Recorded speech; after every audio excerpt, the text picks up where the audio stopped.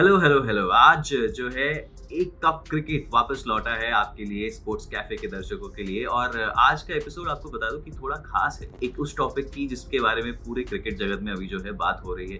क्योंकि लगभग इस महीने के अंत तक हमें पता चल जाएगा कि कौन सी टीमें आईपीएल में कौन से खिलाड़ियों को रिटेन करने वाली है। और आज जो है हम एक टीम को पिक कर रहे हैं और उस टीम के बारे में बात करेंगे कि वो टीम जिसने पिछले साल में उतना खास प्रदर्शन नहीं किया, वो इस बार क्या स्ट्रैटेजी अपनाएगी। क्योंकि ऑक्शन जो है 2 महीने अभी भी रहते हैं, लेकिन उससे पहले बहुत एक इम्पॉर्टेंट जो चीज़ आने वाली है वो है रिटेंशन। और आपको याद दिला दूँ कि नए रूल्स आए हैं इस बार रिटेंशन के, और काफ़ी इंटरेस्टिंग रूल्स हैं, काफ़ी दिलचस्प रूल्स हैं। और उन रूल्स और बाकी चर्चा के लिए मेरे पास जुड़ रहे हैं मेरे 2 दोस्त। क्योंकि आज जो टीम जिसकी हम बात करने वाले हैं वो है लखनऊ सुपर जायंट्स। इसीलिए लखनऊ से मेरे मित्र गंतव्य और कानपुर से नाता रखते हुए मेरे मित्र अनुपम यहाँ पर जुड़ रहे हैं। दोनों का बहुत बहुत स्वागत।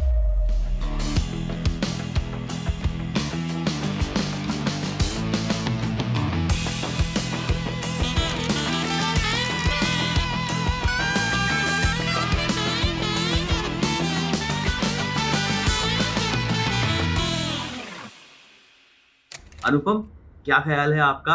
लखनऊ सुपर जायंट्स पिछला जैसा सीजन रहा था, बहुत एक्सप्लोसिव सीन्स हमें देखने को मिले थे ग्राउंड से।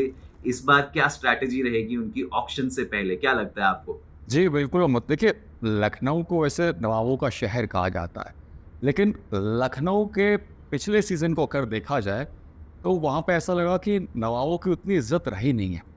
बट क्योंकि जो रिश्ते की बात हो रही थी कि भाई केएल राहुल के साथ जो ऑन दी फील्ड जो हमने एक झड़प देखी थी, खासकर संजीव गोयनका के साथ, तो उसके बाद से बहुत सारे कयास लगाए जा रहे हैं कि शायद केएल राहुल इस बार एलएसजी की कप्तानी करते हुए नजर ना आए। तो ऐसे में बहुत सारे सवाल उठ रहे हैं कि अगर एलएसजी में केएल राहुल नहीं रहेंगे तो फिर अगला कप्तान का दावेदार कौन हो सकता है। और यहाँ पर अगर अगर आप जो नए रिटेंशन रूल्स आए हैं तो बजट के हिसाब से तो मुझे लगता है एलएसजी को कुछ प्लेयर्स को रिटेन करना चाहिए, जिसमें मेरे लिए सबसे ऊपर जो नाम रहता है वो निकोलस पूरन का रहता है, जिनका किरदार पिछले सीजन में बहुत ही धमाकेदार रहा था। 174 के ऊपर उनकी स्ट्राइक रेट रही थी। और एक मैच मेरे को मैच ध्यान आता है मुंबई के खिलाफ, जहां पर उन्होंने 29 बॉल पे लगभग 75 से 80 रन बना दिए थे। तो वो रिटेन करना चाहिए उनको।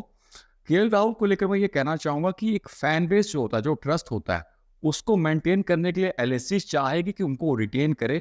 लेकिन फिर से मैं वही कहूंगा कि मेरे लिए तो निकोलस पूरन सबसे टॉप पर रहेंगे। जी, बिल्कुल ऐसा ज़रूर लगता है। क्योंकि केएल राहुल ने उनको कप्तानी सिर्फ लखनऊ ने नहीं दी, बल्कि उससे पहले पंजाब ने भी दी थी। और 5-6 सीजन्स हो गए हैं, उनका जो प्रॉब्लम है वो वही रहा है, कुछ बदला नहीं है। वो रन्स बनाते हैं, पर जो पारी को एक मोमेंटम देना होता है वो नहीं दे पाते हैं, और जिसकी वजह से टीम सफ़र करती है। हालाँकि 2 बार लगातार अपने दोनों ही अपीयरेंस में टीम प्लेऑफ्स के लिए क्वालीफाई करी है, लेकिन मुझे लगता है कि उससे ज़्यादा की उम्मीदें रहेंगी केएल राहुल से। और उस तरह का नतीजा आया नहीं है। तो ख़ासकर कि पिछला सीज़न तो बहुत ही निराशाजनक था।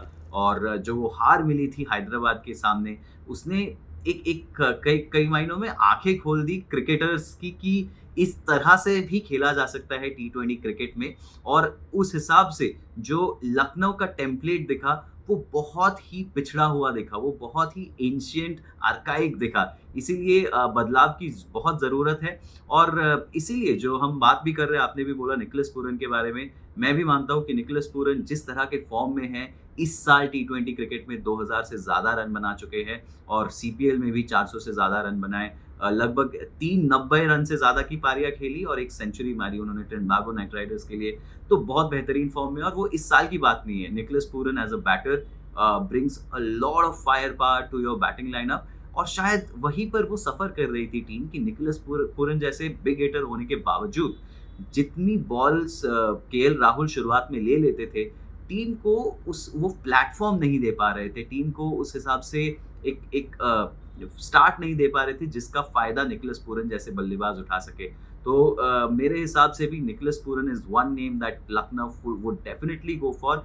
And with the kind of experience that they have had with KL Rahul, ऐसा ज़रूर एक पॉसिबिलिटी है कि इस बार केएल राहुल किसी नई टीम में देखे और रिटेन भी ना किए जाए। गंतव्य, आपका क्या ख्याल है? हमारी तरफ से तो निकोलस पूरन एक एक एक श्योर शॉट नाम है जो रिटेन किया जाएगा लखनऊ की ओर से। बाकी खिलाड़ी के बारे में आपका क्या ख्याल है? एक बस चीज़ मैं ऐड करना चाहूँगा कि पूरन के पास कैप्टेंसी की एक्सपीरियंस भी भरपूर है। उन्होंने ऑलरेडी 2 फ्रेंचाइजी टाइटल्स जीत चुके हैं, एक तो एमआई न्यूयॉर्क के साथ और एक एमआई एमिरेट्स के साथ। और उनका एक जो अग्रेसिव अप्रोच है, माइंडसेट है, शायद लखनऊ को वही चाहिए थोड़ा रिवाइटलाइज होने के लिए। जैसे कि आपने बोला, केएल राहुल के अंडर थोड़ा मोरल भी डाउन लग रहा था एलएसजी का, तो मेरे हिसाब से भी पूरन तो एक श्योर शॉट अटेंशन है।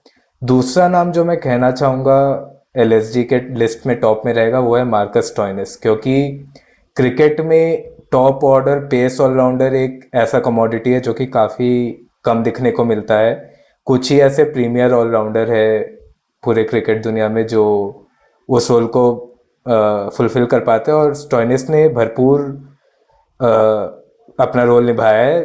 पिछले 2 सीज़न में उनका औसत 30 से ऊपर रहा है, उनका स्ट्राइक रेट 150 के आसपास रहा है, और ऐसा नहीं है कि वो रन नहीं बनाते हैं, वो 350 से ऊपर रन मारे 2 सीज़न में।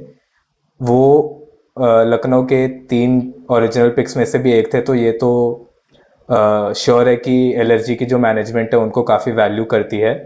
बट एक इंटरेस्टिंग चीज़ जो है कि जो स्टोइनिस की बॉलिंग स्टाइल है, वो बाउंसर फेंकना पसंद करते हैं, वो पिच में डिग इन करना पसंद करते हैं। तो वो भी एकाना क्रिकेट स्टेडियम को काफ़ी सूट करता है, क्योंकि वहाँ पे ब्लैक सॉइल स्लो पिच है थोड़ी। उनकी एकाना में इनफैक्ट इकोनॉमी 7.5 के आसपास रही है, जो कि एक 6th बॉलिंग ऑप्शन या इवन 5th बॉलिंग ऑप्शन के लिए मोर देन इनफ है। तो आई थिंक स्टोइनिस और ऑस्ट्रेलियन माइंडसेट की बात तो इंडिया में हम करते रहते हैं, तो एक वो एलिमेंट, विनिंग मेंटालिटी वाली एलिमेंट भी आ ही जाती है। जी, सही बात करी आपने कि ऐसा ऑलराउंड टैलेंट और स्पेशली जो आपको 4 ओवर पेस के दे सकता हो और बैटिंग भी, क्योंकि मार्कस स्टोइनिस, आपको याद दिला दूं कि मेलबर्न स्टार्स के लिए ओपनिंग करते, तो अगर केएल राहुल वहां से जाते हैं तो शायद उनको प्रमोशन मिल सकता है, क्योंकि I think he is better utilized in that position. पर एक बड़ी मिस्ट्री जो है लखनऊ के लिए, and that happens if they let KL Rahul go. आपको ये याद रखना पड़ेगा कि लखनऊ एक नई टीम है, सिर्फ 3 साल हुए हैं आईपीएल में, और एज अ ब्रांड वो अपनी पोजीशनिंग कर नहीं पा रही है, क्योंकि इंडियन स्टार उनके पास केएल राहुल है। और पिछले 3 सालों में अगर देखा जाए तो केएल राहुल सोशल मीडिया पे बहुत ट्रोल हुए हैं। He has not been able to get that brand value to Lucknow, and let me remind you that he gets paid 17 crores for whatever he does for Lucknow. So ऐसे में KL Rahul is the only big Indian name that Lucknow have. तो क्या उस brand value के चक्कर में क्या अनुपम आपको लगता है कि केएल राहुल को रिटेन किया जाएगा, या अगर केएल राहुल को वापस ऑक्शन पूल में डाला जाता है तो उस हिसाब से क्या लखनऊ कोशिश करेगी, अगर रोहित शर्मा ऑक्शन में अवेलेबल हो तो रोहित शर्मा को अपनी तरफ खींचने का? देखिए, फ्रेंचाइजी के अंदर इन सारी चीज़ों को लेकर बातें ज़रूर हो रही होंगी, और जाहिर सी बात है कि केएल राहुल एक बड़ा नाम है। जो बातें आपने कहा अभी बताई कि सोशल मीडिया हो, चाहे वो इंडियन क्रिकेट टीम से भी जो उनका फासला बना है इस पूरे 2-3 साल के बीच में, हालांकि अभी उन्होंने वापसी की, तो वो भी एक बड़ी वजह रही है। लेकिन फिर एलएसजी की फ्रेंचाइजी को या संजीव गोयनका को ये देखना पड़ेगा कि एक बड़ा स्टार प्लेयर जो उनका कैप्टन रहा है, अगर वही हट जाता है तो खासकर जो फैन बेस होता है जिसको हम बोलते हैं, और जब वो कोई इंडियन कैप्टन होता तो उसका बड़ा इम्पैक्ट पड़ता उस फ्रेंचाइजी पे। एकदम से निकोलस पूरन को लेकर आना और कैप्टन बना देना एक अच्छा फैसला इन टर्म्स ऑफ लखनऊ के फेवर में जरूर जा सकता है जब सीजन स्टार्ट होगा। लेकिन उन्हें यह भी देखना होगा कि क्या केएल राहुल को अगर हम जाने देते हैं तो कहीं इसका नुकसान उनके फैन बेस में ट्रस्ट को लेकर ना क्रिएट हो, क्योंकि ऐसा भी हो सकता है कि क्योंकि ऐसी भी टीमें हैं बाहर, अगर आप फ्रेंचाइज देखेंगे चाहे वो पंजाब हो या दूसरी जो एसआरएच हैं, तो उनकी भी नज़रें इस टाइप के प्लेयर्स पे बनी रहती जो कि एक्सपीरियंस इंडियन प्लेयर हैं और जिनको कैप्टनसी का तजुर्बा है। हालांकि KL Rahul as a captain उतना क्लिक नहीं कर पाए, जिसके पीछे उनकी खुद की परफॉर्मेंस भी जिम्मेदार है, लेकिन फ्रेंचाइजी जो अपने पूरे पर्स को यूटिलाइज करना चाहती हैं और रिटेंशन में उतना बिलीव नहीं कर रही, एक नए सिरे से टीम बनाना चाहती हैं, तो वो शायद केएल राहुल को ऑप्ट कर सकती हैं। बट मुझे लगता है कि एलएसजी को इस बारे में ज़रूर सोचना चाहिए कि अगर उनके जो बड़े प्लेयर्स हैं उनको वो रिटेन करना, चाहे उसमें फिर वो केएल राहुल हो, फिर अगले नंबर पे निकोलस पूरन हो, फिर गंतव्य ने जैसे बताया कि एक ऑलराउंडर के ऑप्शन में मार्कस स्टोइनिस बड़े अच्छे प्लेयर हैं जो आपको बैटिंग और बॉलिंग का ऑप्शन देते हैं। बीबीएल में भी एक वो टाइटल जीत चुके हैं, तो वो बहुत सारा एक्सपीरियंस लेके आते हैं। तो इन 3 प्लेयर्स को अगर वो रिटेन करते हैं और बाकी जो 3 प्लेयर हमारे बचे रहेंगे, जिसमें आप 2 प्लेयर आप रिटेन कर सकते हो, एक आप राइट टू मैच के थ्रू ले सकते हो, तो इस बारे में सोचना चाहिए। बट कितना नुकसान होगा कितना नहीं, ये कहना अभी फिलहाल मुश्किल है। इसमें 2 चीज़ें हैं। एक चीज़ में अगर गोयनका ग्रुप को हम देखें तो हमें ये पता है कि उन्हें बड़े ब्रांडिंग चेंजेस से कोई डर नहीं लगता। हमने देखा उन्होंने मोहन बगान की भी पूरी ब्रांडिंग चेंज की और वो काफ़ी एक डिवाइसिव मूव था, बट उन्होंने फिर भी पावर थ्रू करा और अब क्लब धीरे धीरे बैक ऑन ट्रैक आ रही है। और 2016 के बाद MS धोनी को RPSG की कप्तानी से हटाकर एग्जैक्टली। स्टीव स्मिथ को कप्तान बनाया था। तो आई ये तो थिंक पॉइंट बहुत सही है गंतव्य केएल का। राहुल काफ़ी लाइकली है ड्रॉप होने को, क्योंकि और एक चीज़ है, अगर आप केएल राहुल और पूरन दोनों को रिटेन करना चाहेंगे तो पूरन को आप केवल 14 करोड़ दे पाएंगे, बट उनकी करंट जो पे है वो ऑलरेडी 16 करोड़ है। तो क्या इतने अच्छे सीजन होने के बाद बिल्कुल वो 2 करोड़ का पे ड्रॉप लेंगे? मुझे नहीं लगता है। तो ये भी थोड़ा सोचना पड़ेगा उनको। नहीं। और खासकर कि अभी जिस तरह से पूरन बैटिंग कर रहे हैं वो hottest property on the T20 circuit है। आई डू नॉट थिंक उनसे ज्यादा कोई क्लीन हिटिंग करता है, and he is someone who can actually, I think 6 छक्के एक ओवर में अगर कोई मारने की क्षमता रखता है आज के टाइम में, that is Nicholas Pooran. So great great form he is in. Plus जो आपने बहुत सही पॉइंट रेज किया है कि I think Nicholas Pooran has to be the first pick, and in that KL Rahul का थोड़ा यहाँ पर सैक्रिफाइस करना पड़ेगा शायद लखनऊ को। लेकिन एक बड़ा सवाल है, मयंक यादव आज के दिन उन्होंने अपना टीम इंडिया डेब्यू कर लिया, यानी कि अब वो अनकैप तो नहीं रहे, और उसका मतलब ये है कि उनको 4 करोड़ में आप अपने उसके टीम में अपने रिटेंशन में नहीं रख सकते। तो एक वहां पर बड़ा धक्का लगा आज लखनऊ को। लेकिन do you think Anupam and गंतव्य, do you think that he is someone worth investing is? Because हमने उनकी पेस देखी है, हमने उनकी इंजरीज भी देखी है, so there is definitely a lot of excitement. लेकिन एक्साइटमेंट के साथ साथ थोड़ा सा कॉशन भी आपको वहाँ पर मेंटेन करना पड़ेगा, क्योंकि हमने बहुत ऐसे फास्ट बॉलर्स इंडिया में आते हुए देखे हैं जो कि शुरुआत में ज़रूर एक्साइट करते हैं, लेकिन धीरे धीरे जो वर्कलोड है, जो इंजरीज है, उसके कारण कहीं ना कहीं फिजल आउट कर जाते हैं। तो यहाँ पर अगर लखनऊ उनको खरीदता है तो 3 साल के साइकिल के लिए उनको खरीदेगा। तो क्या लगता है आपको कि मयंक यादव पर बड़ा बेट किया जाएगा? मयंक यादव के लिए बड़ी बड़ी अमाउंट यहाँ पर रखी जाएगी रिटेंशन में? अनुपम आप बताएं। देखिए, बहुत समय से ये सवाल चल रहा था और उन सारे सवालों के जवाब आज मिल तो गए हैं कि मयंक यादव को टीम में ले लिया गया। उनको आज T20I की डेब्यू कैप मिल गई है, वो खेले भी हैं आज। और अच्छी बात ये थी, एक पॉजिटिव साइन भी देखने को मिला कि 149 से ऊपर उन्होंने गेंद फेंकी, हालांकि 150 या उसके ऊपर नहीं पहुंच पाए। बट मुझे अमित ये लगता है कि मयंक यादव पर जाहिर सी बात है कि LSG की नज़रें तो होंगी, बट चूंकि अब वो खेल चुके हैं तो मुझे लगता है कि शायद LSG ये चाहेगी, क्योंकि अब वो अनकैप प्लेयर तो रह नहीं है, कि अगर इनको ऑक्शन में जाने भी देते हैं, या फिर हो सकता है कि जो इनका रिसर्च टीम जो होती है, जो नए नए प्लेयर्स को स्काउट करते रहते हैं, वहाँ से कोई प्लेयर उठाना चाहें। अगर मयंक यादव ऑप्शन में चले जाते हैं तो फिर राइट टू मैच के थ्रू ही आप इनको अपनी टीम में वापस शामिल कर सकते हैं। बट अगर वही बिडिंग बहुत ऊपर चली गई तो फिर LSG के लिए बड़ा महंगा सौदा साबित हो सकते हैं मयंक यादव। तो मुझे लगता है कि राइजिंग स्टार है जो उभर के आए थे, बट साथ ही में इंजरी प्रोन भी हैं, तो अभी बड़ा डाइसी है। हो सकता है कि शायद ऑक्शन में मयंक यादव को LSG चाहेगी कि चले जाएं और उसके बाद वो पिकअप करें। बट बात वही है कि क्या कहीं ऐसा ना हो कि बहुत महंगा सौदा साबित हो जाए LSG के लिए। लेकिन हमने जो एक पहले बात करी थी ब्रांडिंग की, आई थिंक उस पर्सपेक्टिव से काफ़ी इंटरेस्टिंग केस है, क्योंकि आज जब मैं सोशल मीडिया देख रहा था मयंक यादव के डेब्यूट के दौरान, तो हर जगह बस उन्हीं की बात थी, क्योंकि बड़े छक्के और 150 plus face, I think in दोनों की तरह क्रिकेट में और कुछ एक्साइट नहीं करता है। और मयंक यादव एक टैलेंट है जिसको गौतम गंभीर ने स्पॉट किया था, जिनकी बहुत अच्छी कहानी रही है in terms of spotting talent. उनको मॉर्ने मॉर्कल ने ट्रेन किया था, LSG ने उनके साथ 2 साल पेशेंस रखा है। तो आई थिंक उनको रखना तो वो चाहेंगे ही, चाहे वो राइट टू मैच हो चाहे रिटेंशन के थ्रू हो।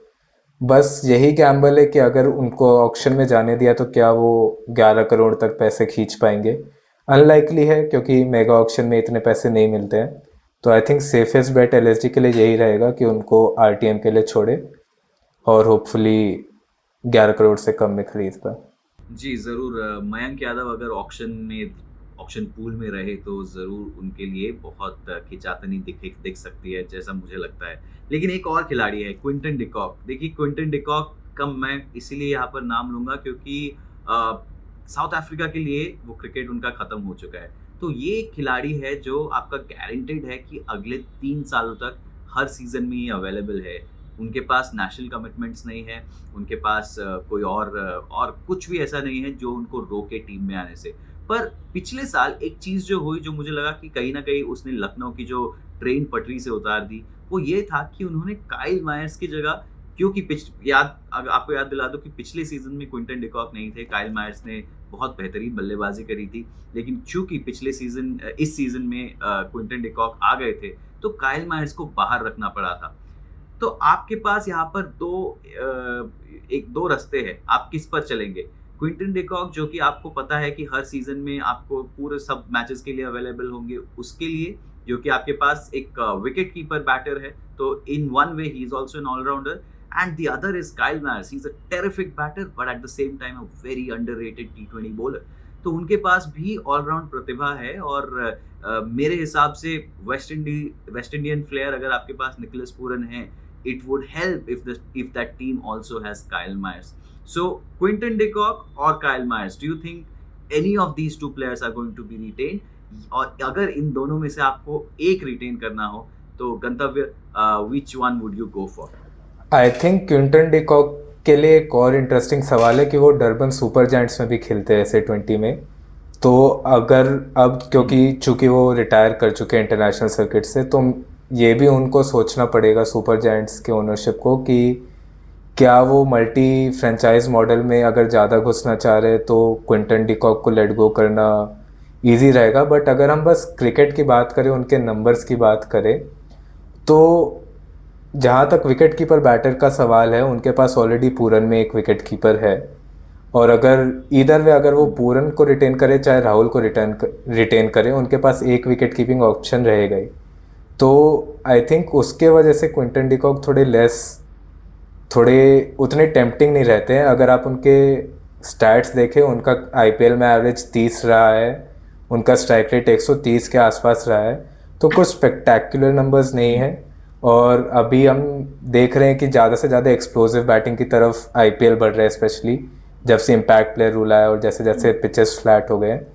तो वैसे में क्विंटन डिकॉक कितना फिट होते हैं लॉन्ग टर्म प्लानिंग के हिसाब से, वो मैं थोड़ा श्योर नहीं हूँ। उनका फॉर्म में भी ऊपर नीचे चलते रहता है। जैसे इस साल के SA20 में उन्होंने काफ़ी ख़राब प्रदर्शन किया। लास्ट ईयर के आईपीएल में उन्होंने 250 मारे, बस उनका औसत 22 या 23 ऐसा कुछ था। तो वो कितना कॉन्फिडेंस देंगे टीम को रिटेन करने पे। और जहाँ तक काइल मेयर्स की बात है, अगेन वो उनके फॉर्म का कोई भरोसा नहीं है। वो वेस्ट इंडीज़ टीम के भी अंदर बाहर करते रहते हैं। उनमें एक already top order pace allrounder है स्टोइनिस। तो क्या वो 11 करोड़ वर्थ होंगे मायर्स? मुझे नहीं लगता है दोनों में से कोई एक प्रूडेंट इन्वेस्टमेंट होगा। अगर आरटीएम में कोई सस्ते में मिले जो कि अच्छी डील लगे तो मे बी, बट अदरवाइज तो मेरे हिसाब से दोनों के बिना ही बेहतर रहेगी ये लिस्ट। अनुपम, आपका क्या ख्याल है? क्विंटन डिकॉक या काइल मायर्स या दोनों ही नहीं? टू बी वेरी फ्रैंक, जो परफॉर्मेंस रही है दोनों ही प्लेयर्स की, जाहिर सी बात है एक विकेट कीपिंग ऑप्शन आपको क्विंटन डिकॉक देते हैं, ओपन अच्छा करते हैं। काइल मायर्स भी आपको ताबड़तोड़ शुरुआत करके देते हैं, साथ में बॉलिंग का भी ऑप्शन उनके पास रहता है, अच्छी इन स्विंग अंदर बॉल डाल लेते हैं। बट मेरे हिसाब से एलएसजी इस बार शायद बूट बनाकर बैठी होगी कि जो परफॉर्मेंस रही है उसको नज़रअंदाज ना किया जाए। फिर चाहे वो केएल राहुल हो, फिर चाहे वो क्विंटन डिकॉक हो, और फिर चाहे वो काइल मेयर्स हो। मतलब इतना इम्पैक्टफुल प्लेयर ये लोग रहे नहीं हैं। अगर आप पिछले हाल के 1-2 सीज़न देखें तो मेरे हिसाब से जो पर्स है उनका, अगर आप रिटेंशन वाला पर्स देखेंगे तो 75 करोड़ का पर्स है। उसके अलावा आपके पास 4 करोड़ और रहते हैं राइट टू मैच के लिए, टोटल मिलाकर 79 करोड़ हो जाता है। तो जो 3 प्लेयर मुझे लगता है कि कंफर्म रिटेन होने वाले हैं, उसमें आपके निकोलस पूरन रहेंगे, उसके बाद आपके मार्कस स्टोइनिस रहेंगे, उसके बाद मयंक यादव का मैं अभी भी कह रहा हूँ कि डाइसी है, उनको पिकअप उनको राइट टू मैच में ही करना पड़ेगा, बट देखना पड़ेगा कि क्या 10 करोड़ मतलब मेरे हिसाब से वर्थ है उनकी, बट एलएसजी का क्या फैसला होता है। मुझे लगता है कि यहाँ पे पूरी टीम को एक नए सिरे से बनाना चाहेंगे, बट उनको मेजर जो बड़े प्लेयर है जिन्होंने अच्छा परफॉर्म करके दिया है उनको रिटेन करना जरूरी है, और शायद वही नजर आ भी सकता है। जी, तो आपके हिसाब से फिर तीसरा रिटेंशन कौन होगा? क्योंकि आपने बोला 3 रिटेन होंगे, तो आपने 2 नाम तो हमें दिए, निकोलस पूरन और मार्कस स्टोइनिस। तो क्या तीसरा रिटेंशन फिर क्या रवि बिश्नोई हो सकता है? क्योंकि again a player who has been with the team for a while, उस टीम के साथ है काफ़ी सालों से, लेकिन पिछले साल उतना खास कुछ प्रदर्शन रहा नहीं था। और चूंकि हम बात कर रहे हैं कि लखनऊ कोशिश करेगा कि रीसेट बटन दबाए इस बार, तो क्या हो सकता है कि रवि बिश्नोई को भी वो जाने दे? तो तीसरा प्लेयर कौन? देखिए, रवि बिश्नोई के लिए मुझे नहीं लगता है कि किसी स्पिनर पे एलएसजी 10-11 करोड़ रुपए खर्च करना चाहेगी। हो सकता है कि आयुष बदौनी को, जो कि एक अनकैप प्लेयर है, उनको वो रिटेन कर लें। बाद वाले जो ऊपर वाले स्लॉट हैं बाकी आपके 18 के बाद 14-11 वाला, वो भी फिलहाल खाली रखें, अपना पर्स बचा कर रखें। हो सकता है कि आयुष बदौनी के साथ चले जाएं, क्योंकि उन पर जब गौतम गंभीर टीम के कोच थे तो उन्होंने भी काफ़ी भरोसा जताया था, और कुछ पारियां उन्होंने ऐसी खेली है जो मिडिल ऑर्डर में आके वो एज ए गेम चेंजर साबित हो सकते हैं बिल्कुल एलएसजी के लिए। और बिल्कुल, मेरा भी वही मानना है कि Ayush Badoni is a very exciting young player, और चूंकि वो इतने इतने यंग है अभी, उनमें आप ज़रूर इन्वेस्ट कर सकते हैं, और उतनी प्रतिभा है उनमें कि वो आपको अपने बल पर मैच जिता सके।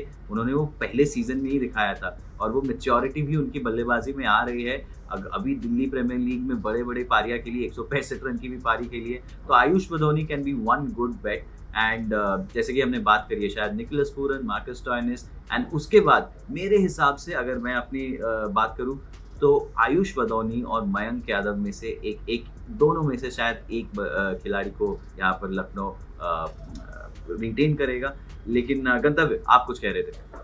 आयुष बदौनी खाली प्रतिभा ही नहीं है, बट वो एक मॉडर्न इंडियन बैटर के मोल्ड में, जैसे कि हम अभिषेक शर्मा या रिंकू सिंह को देखते हैं कि वो बड़े छक्के मारने से या वर्ल्ड के बेस्ट बॉलर को के अगेंस्ट बड़े शॉट्स मारने से वो डरते नहीं है। वो थोड़ा फियरलेस एग्रेशन है उनमें, जिसके वजह से भी आई थिंक गौतम गंभीर और उनका थोड़ा अच्छा रिलेशनशिप रहा है। गौतम गंभीर ने उनको बार बार बैक किया है।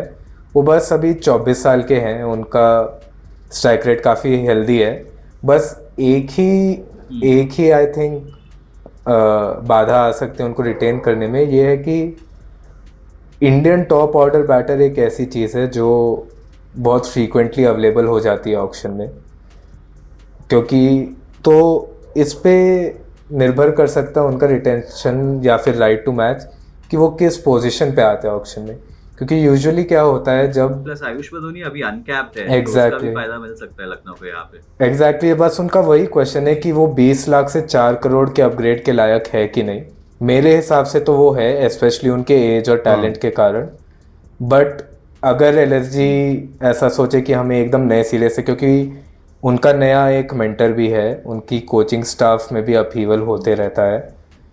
मैनेजमेंट क्या सोच रही है, अगर वो थोड़ा फ्रेश स्टार्ट करना चाहे तो मे बी वो कोई और यंग टैलेंट को स्काउट करके रखे हो। बट मेरे हिसाब से तो बदौनी एक ऐसा टैलेंट है जिसको इतना इजीली नहीं छोड़ना चाहिए एलएसजी को। जी बिल्कुल। और चलिए, कहीं ना कहीं 3 बातें तो निकल के आई है इस कॉन्वर्सेशन में कि जिस तरह से परफॉर्मेंस रही है टीम की 3 सीजन्स में, KL Rahul very very much a possibility कि उनको रिटेन ना किया जाए।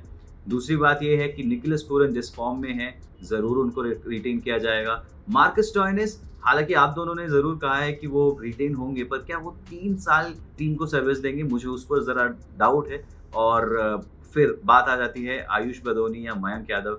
मेरे हिसाब से शायद मयंक यादव को किया जाए, लेकिन Ayush Badoni is definitely a good bat, specially अब आज जो हुआ है उसके कारण, क्योंकि वो ऑन कैप खिलाड़ी है, तो उनके लिए टीम को इतने पैसे नहीं देने पड़ेंगे टू रिटेन हिम।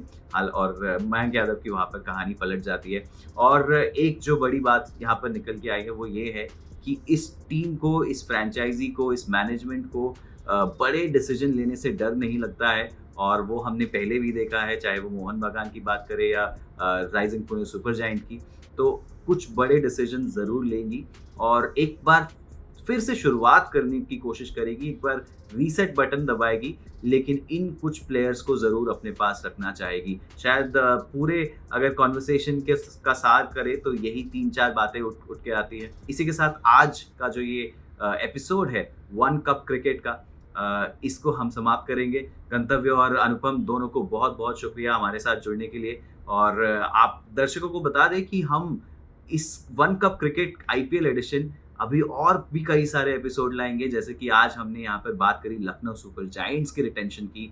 अभी और भी 9 टीमें हैं, तो आपको ये एपिसोड्स देखने को ज़रूर मिलेंगे स्पोर्ट्स कैफे पे।